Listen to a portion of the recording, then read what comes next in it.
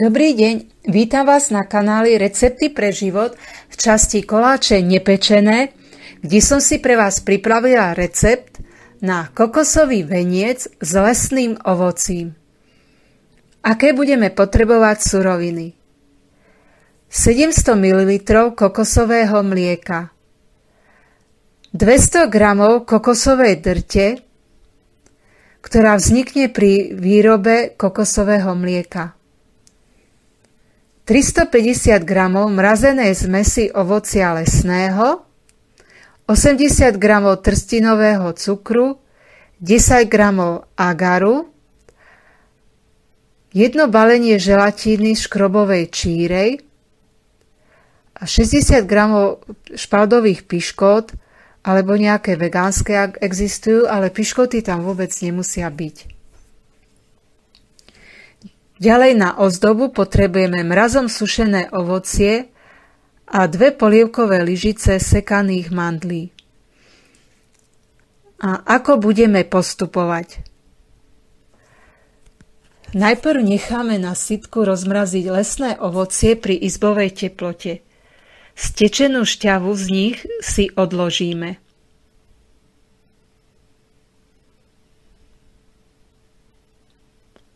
Dáme ohriať kokosové mlieko a do teplého rozmiešame práškový agar.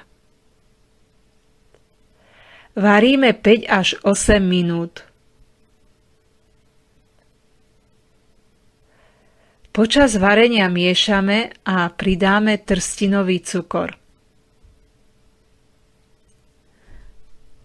Po dovarení vmiešame kokosovú drť. Zmes necháme trocha vychladnúť za občasného miešania.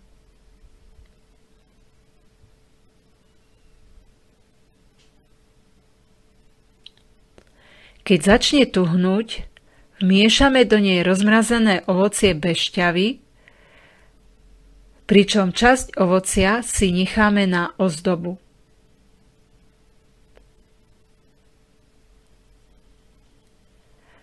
Zmes naliejeme do okrúhlej formy s priemerom 24 cm a so stredom. I hneď na ňu poukladáme piškoty plochou stranou nahor.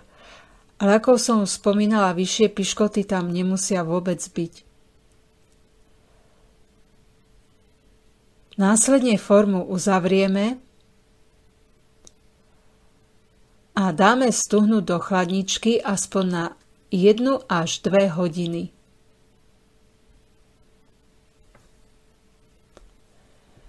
Potom formu z chladničky vyberieme a obsah vyklopíme na okrúhly podnos.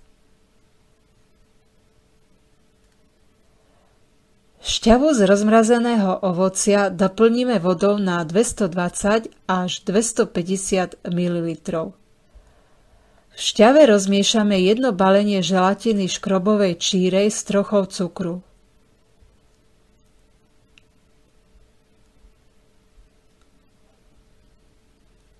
Privedieme do varu, pričom ju miešame.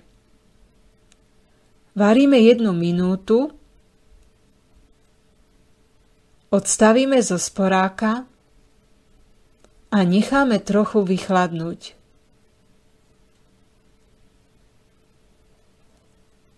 Veniec obložíme ovocím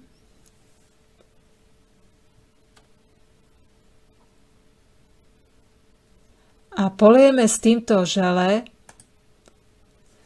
ktoré ihneď posypeme sekanými mandľami a sušeným ovocím. A ešte, čo je to agar? Agar je želirujúca látka, ktorá sa získava z červených morských rias. Má silné želirovacie schopnosti a používa sa ako náhrada želatíny, najmä vo vegetariánskej a vegánskej kuchyni.